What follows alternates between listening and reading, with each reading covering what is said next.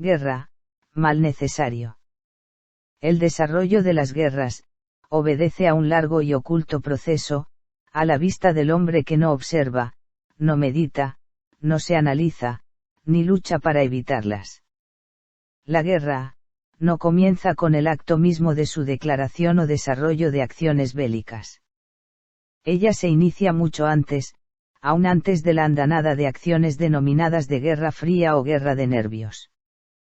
La guerra tiene su comienzo u origen, por la acción nefasta de las fuerzas equivocadas del espacio, que presionan sobre todos los encarnados, intuicionándolos en un falso concepto de patriotismo y de orgullo herido, en el deseo de posesión, y en la defensa de derechos sobre la explotación de bienes que creen propios por ley del más fuerte o del más astuto.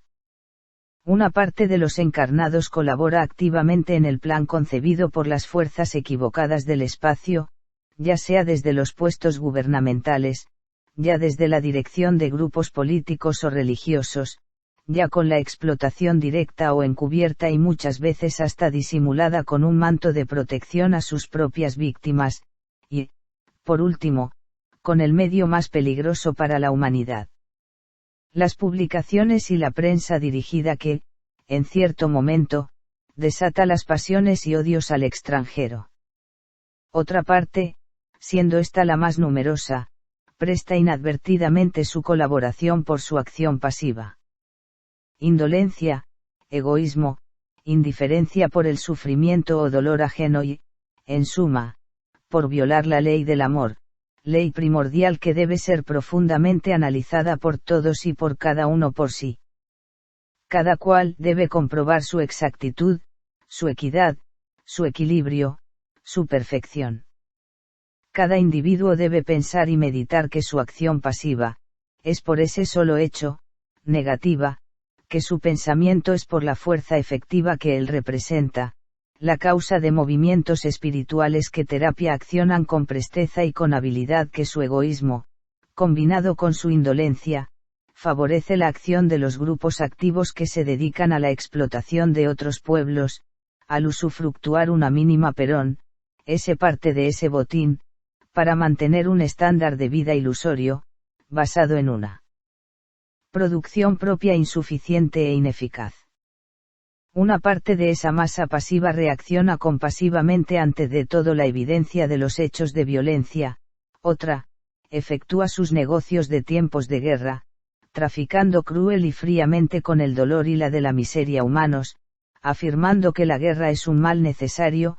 que nivela la superpoblación de los pueblos y que propende al progreso ya que, según se manifiesta, es durante la realización de las contiendas, prestar cuanto más se desarrollan los inventos y las investigaciones científicas, por fin, se la pretende justificar aseverando que traerá la paz, lo que significa emplear un mal medio para obtener un buen fin. Estos argumentos, como cualquier otro que trate de justificar el mal, pueden ser rebatidos con fundamento a la luz de la verdad, jamás el mal conduce al bien. Jamás el odio, la violencia y la destrucción pueden traer la paz, esta, solo se obtiene por medio del tas por amor, la comprensión, la fraternidad, la caridad practicada por todos y por cada uno de los seres que componen la gran masa humana. Cada cual es responsable ante la justicia de Dios en la medida que le corresponde por lo que haga o deje de hacer, cada uno se hace acreedor a dar el su propio destino. La afirmación de que las necesidades alimenticias para la población humana no serán suficientes, si aumentara esta en forma creciente, se viene repitiendo desde muchos años atrás, pero la historia demuestra que el hombre,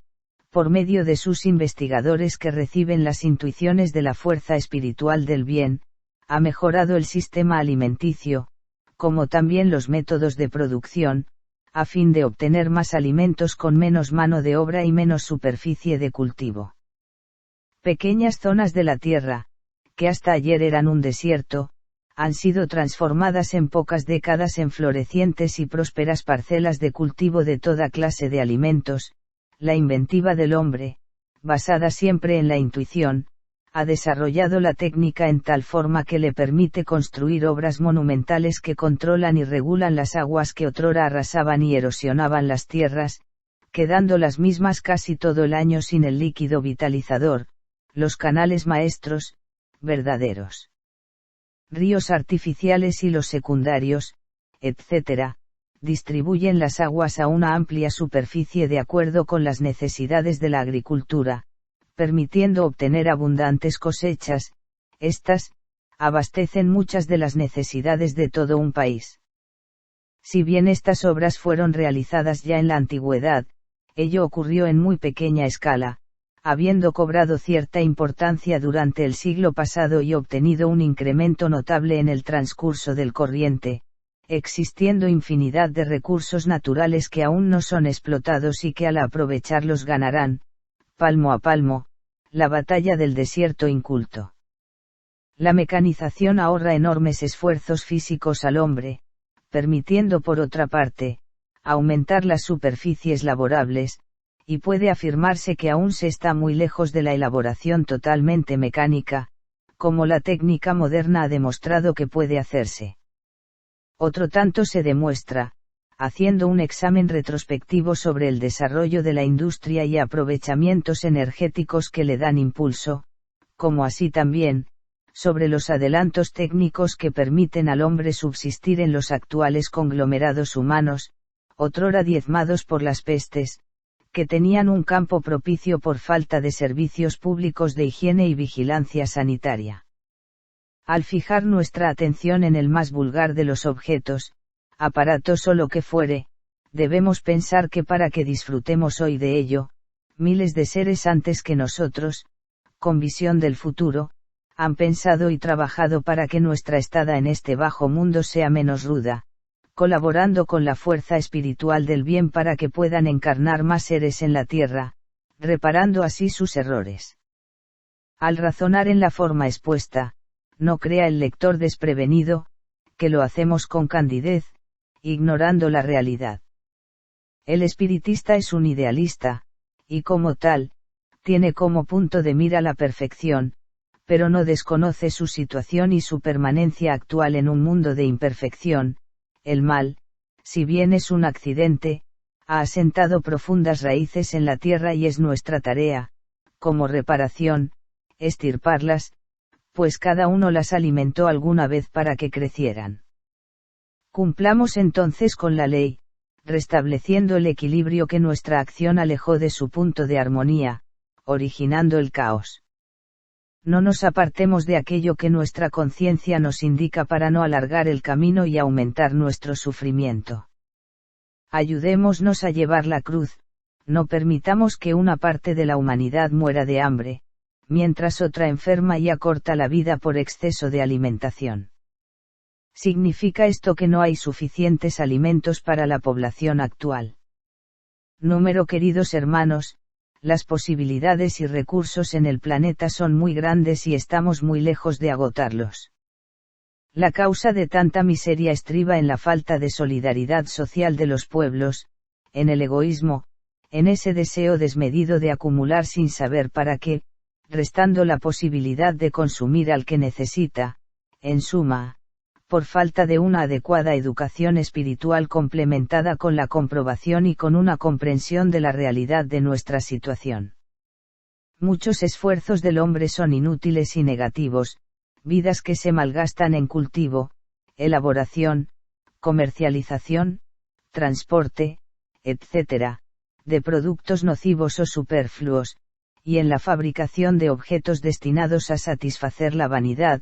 el lujo o los vicios. Cuánta hambre y miseria podría calmarse en el mundo, si se empleara ese esfuerzo humano en la labranza y producción de alimentos, útiles de trabajo, vestimenta, maquinaria para la industria civil, aprovechamiento de la energía y medios de comunicación. Meditemos, hermanos. El partidarismo y la idolatría son causas también de los estados de guerra.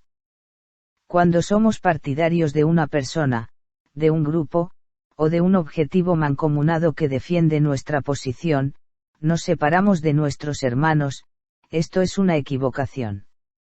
Mentimos cuando afirmamos que amamos a Jesús, si despreciamos a otros hermanos, si provocamos separatismo, si nos agrupamos secretamente, si nuestro objetivo es obtener o mantener una situación. En tales casos, no somos adeptos, sino partidarios, y Jesús no desea partidarios. Él espera pacientemente que cada hermano, hasta el más equivocado, llegue a la comprensión,